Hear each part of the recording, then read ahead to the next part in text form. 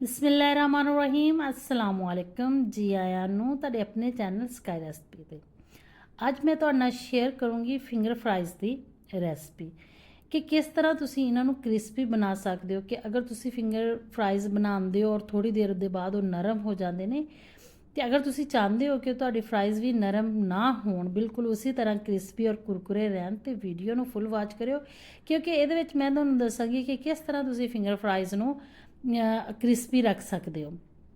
ਇਸ ਵਿੱਚ ਸਿਰਫ ਕੋਈ ਖਾਸ ਇਹਦੀ ਲੌਜਿਕ ਨਹੀਂ, ਸਿਰਫ ਇੱਕ ਤੋਂ ਦੋ ਟਿਪਸ ਦਾ ਤੁਸੀਂ ਖਿਆਲ ਰੱਖਣਾ, ਤੁਹਾਡੀ ਫਰਾਈਜ਼ ਵੀ ਬਿਲਕੁਲ ਕ੍ਰਿਸਪੀ ਔਰ ਕੁਰਕੁਰੇ ਬਣਨਗੇ, ਜਿਹੜੇ ਉੱਪਰੋਂ ਕੁਰਕੁਰੇ ਔਰ ਬਿਲਕੁਲ ਵਿੱਚੋਂ ਨਰਮ ਹੋਣਗੇ ਤੇ ਬਹੁਤ ਖਾਣੇ ਨੂੰ ਵੀ ਬਹੁਤ ਮਜ਼ੇ ਦੇ ਹੋਣਗੇ।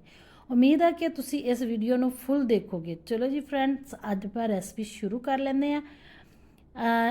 मैं 1 kg ਆਲੂਆਂ ਦੇ ਫਰਾਈਜ਼ ਕੱਟ ਲਏ। ਇਸ ਤਰੀਕੇ ਨਾਲ ਤੁਸੀਂ ਕੱਟ ਲੈਣਾ। ਮੇਰੀਆਂ ਸਾਰੀਆਂ ਭੈਣਾਂ ਨੂੰ ਕੱਟਣੇ ਤੇ ਆਉਂਦੇ ਹੋਣਗੇ। ਇਸ ਤਰ੍ਹਾਂ ਬਿਲਕੁਲ ਫਰਾਈਜ਼ ਕੱਟ ਕੇ ਅਸੀਂ ਰੱਖ ਲੈਣਾ, ਪਾਣੀ ਵਿੱਚ ਡਾਲਨੇ ਆ।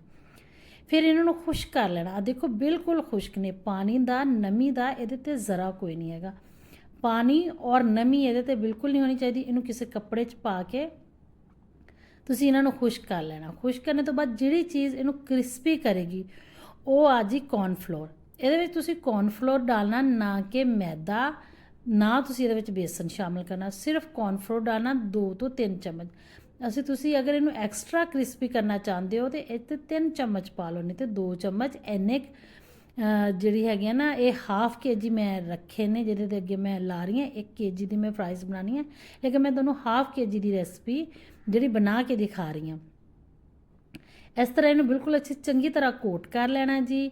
ਆਪਾਂ ਦੇਖੋ, ਤੁਸੀਂ ਦੇਖੋਗੇ ਕਿ ਕੋਈ ਵੀ ਫਰਾਈਜ਼ ਆ ਨਾ ਜਿਹੜਾ ਉਹ ਨਹੀਂ ਰਿਹਾ ਹੈਗਾ ਜਿਹਦੇ ਉੱਤੇ ਨਾ ਲੱਗਿਆ ਹੋਵੇ ਕੌਰਨਫਲਾਵਰ।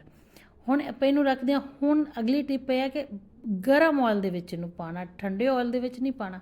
ਗਰਮ ਆਇਲ ਦੇ ਵਿੱਚ ਇਹਨੂੰ ਤੁਸੀਂ ਪਾਉਣਾ। ਫਿਰ ਤੁਸੀਂ ਇਸ ਦੀ ਆਂਚ ਹੈ ਨਾ ਜਿਹੜੀ, ਉਹ ਮੀਡੀਅਮ ਤੋਂ ਥੋੜੀ ਜ਼ਿਆਦਾ ਹੀ ਰੱਖਣੀ ਹੈ। ਹਾਈ ਨਾ ਰੱਖਿਓ, ਲੇਕਿਨ ਮੀਡੀਅਮ ਤੋਂ ਜ਼ਿਆਦਾ ਹੀ ਹੋਵੇ, ਔਰ ਹਾਈ ਬਹੁਤ ਜ਼ਿਆਦਾ ਹਾਈ ਨਾ ਹੋਵੇ, ਬਸ ਸਹੀ ਹੋਵੇ, ਤਾਂ ਕਿ ਬਿਲਕੁਲ ਜਿਹੜਾ ਉੱਪਰੋਂ ਫੌਰਨ ਹੀ ਕ੍ਰਿਸਪ ਹੋ ਜਾਵੇ।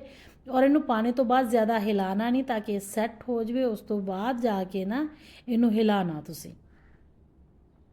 ਦੇਖੋ ਮਾਸ਼ਾਅੱਲਾ, ਤੁਹਾਨੂੰ ਦੇਖਣ ਤੇ ਹੀ ਨਜ਼ਰ ਆ ਰਿਹਾ ਹੋਵੇਗਾ ਕਿੰਨੇ ਮਜ਼ੇ ਦੇ ਔਰ ਕ੍ਰਿਸਪੀ ਔਰ ਨਜ਼ਰ ਆ ਰਹੇ ਨੇ ਜਿਹੜੇ ਸਾਡੇ ਫਰਾਈਜ਼ ਬਣੇ ਨੇ। ਆ ਦੇਖੋ, ਔਰ ਤੁਸੀਂ ਇਹਨੂੰ ਆਪਣੀ ਮਰਜ਼ੀ ਦਾ ਹਲਕਾ ਗੋਲਡਨ ਰੰਗ ਦੇ ਸਕਦੇ ਹੋ, ਜ਼ਬਰਦਸਤ ਜਿਹਾ। ਇਸ ਤਰ੍ਹਾਂ ਦੇ ਰੰਗ ਜਦੋਂ ਇਹ ਹੋ ਜਾਏਗਾ, ਅਸੀਂ ਇਹਨਾਂ ਨੂੰ ਡਿਸ਼ ਆਊਟ ਕਰ ਲਾਂਗੇ। ਇਹਨੂੰ ਕੱਢਣਾ, ਇਹਨੂੰ ਕੱਢ ਕੇ ਪਹਿਲੇ ਇੱਕ ਅਲੱਗਾ ਪਲੇਟ 'ਚ ਰੱਖਿਓ, ਤਾਂ ਕਿ ਇਹਦਾ ਆਇਲ ਹੈ ਨਾ ਜਿਹੜਾ ਉਹ ਸੈਪਰੇਟ ਹੋ ਜਾਏ, ਬਿਲਕੁਲ ਨਿਕਲ ਜਾਏ। ਔਰ ਇਹਨਾਂ ਨੂੰ ਥੋੜਾ ਫੈਲਾ ਕੇ ਰੱਖਿਓ। ਅਗਰ ਤੁਸੀਂ ਇਹਨਾਂ ਨੂੰ ਥੋੜਾ ਫੈਲਾ ਕੇ ਰੱਖੋਗੇ ਇੱਕ ਦੂਸਰੇ ਦੇ ਉੱਪਰ ਆ ਕਰ ਗਰਮ, ਇਹਨਾਂ ਨੂੰ ਭਾਫ ਇੱਕ ਦੂਸਰੇ ਨੂੰ ਨਹੀਂ ਲੱਗੇਗੀ ਤੇ ਇਹ ਕ੍ਰਿਸਪੀਪਨ ਇਹਨਾਂ ਦਾ ਦੇਰ ਤੱਕ ਮੌਜੂਦ ਰਹੇਗਾ।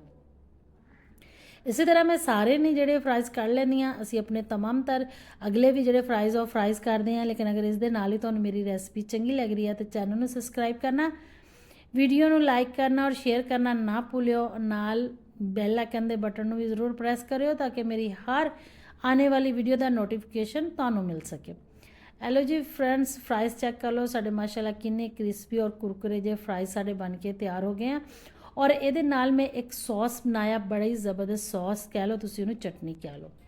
ਇਹ ਵਾਲਾ ਜੀ, ਅਗਰ ਇਹ ਵਾਲੀ ਸੌਸ ਜਾਂ ਚਟਨੀ ਤੁਸੀਂ ਬਣਾਉਣਾ ਚਾਹੁੰਦੇ ਹੋ ਤੇ ਇਹਦੀ ਵੀਡੀਓ ਤੁਹਾਨੂੰ ਮੇਰੀ ਡਿਸਕ੍ਰਿਪਸ਼ਨ 'ਚ ਇਹਦਾ ਲਿੰਕ ਮਿਲ ਜਾਏਗਾ, ਔਰ ਤੁਸੀਂ ਇਹਨੂੰ ਬਣਾ ਸਕਦੇ ਹੋ। ਬੜੀ ਹੀ ਜ਼ਬਰਦਸਤ ਲੱਗਦੀ ਹੈ ਇਹ ਵਾਲੀ ਚਟਨੀ ਫਰਾਈਜ਼ ਦੇ ਨਾਲ। ਇਹਦੇ ਨਾਲ ਹੀ ਤੁਸੀਂ ਆਪਣਾ ਰੱਖਿਓ ਖਿਆਲ। ਮੈਨੂੰ ਦਿਓ ਇਜਾਜ਼ਤ। ਅੱਲਾ ਸੋਨੇ ਦੇ ਹਵਾਲੇ।